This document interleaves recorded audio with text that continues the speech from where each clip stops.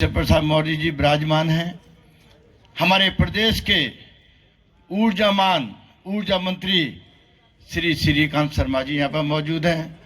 हमारे मंच पर हमारे भाई, हमारे साथी भाई ठाकुर कारेंद्र सिंह जी करोड़ का काम हुआ है और अब तक जो काम मथुरा जनपद में हुआ है वो 6 से 2 करोड़ का काम माननीय उप मुख्यमंत्री जी की कृपा से मथुरा जनपद में ब्रिज में हुआ है, जो ऐतिहासिक है, रिकॉर्ड तोड़ विकास है।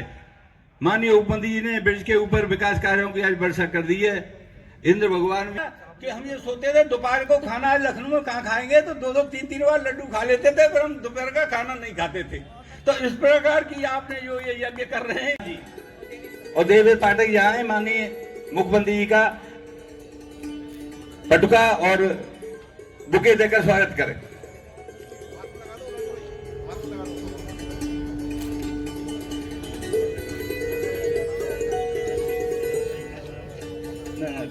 कृपया स्वागत करने के बाद सब लोग अपनी अपनी सीट करें। भैया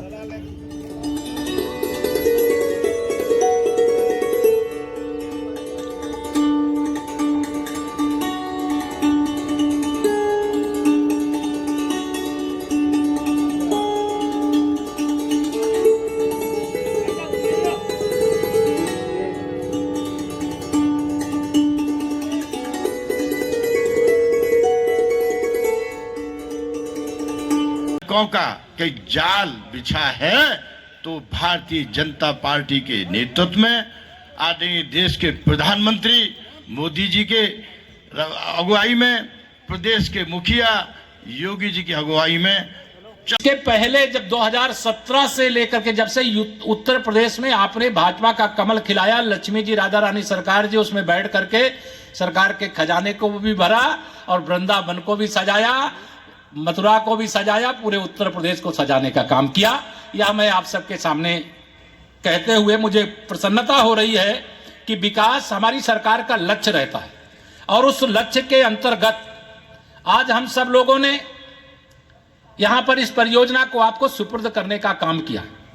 लेकिन अभी प्रयागराज का जो कुंभ हुआ, जिस कुंभ में लगभग 24 करोड़ लोग आए और संगम की पवित्र धारा में स्नान किए, कल्पवास किए, देश और दुनिया से बड़ी संख्या में लोग आए। कि इतनी बड़ी संख्या में लोग आए तो कैसे इनकी व्यवस्था हुई और कैसे यह सब सकुशल वापस गए और कहीं कोई गंदगी देखने को नहीं मिली।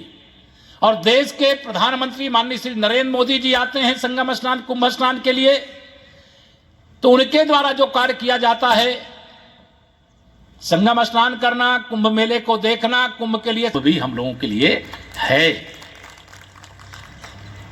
और सरकार में बैठ करके या आपको जो भी लोग बैठे हुए हैं, चाहे मथुरा से प्रतिनिधित्व करने वाले हमारे माननीय श्रीकांत जी सहित सभी हमारे लोकप्रिय माननीय विधायकगण, और चाहे प्रदेश से कहीं से प्रतिनिधित्व करने वाले सभी हमारे विधायकगण और हमारे जो माननीय मंत्रीगण हैं, सबके मन में एक अच्छा भाव रहता है। हम सब कोई भगवान श्री कृष्ण की भक्ति, भगवान शिव की भक्ति, भगवान श्री राम की भक्ति करते हैं। और अगर भगवान शिव जी की भक्ति करने वाले लोग सावन के महीने में भोले बाबा को तो 1000 करोड़ से अधिक की लागत की परियोजनाओं का यहाँ पे एक तरह से 2 परियोजनाओं को लगभग 300 करोड़ की परियोजनाओं का शिलान्यास नहीं हुआ है। लेकिन वह भी मैं बिहारी जी से प्रार्थना किया हूँ कि 15 दिन में मुझे शिलान्यास करने के लिए इसी बहाने दर्शन देंगे, ऐसी अपेक्षा और प्रार्थना करता हुआ ये बताना चाहूँगा कि 1000 करोड़ लगभग योजनाएं हैं और उन योजनाओं के माध्यम से जनपद का और वृंदावन का व्यापक विकास होगा।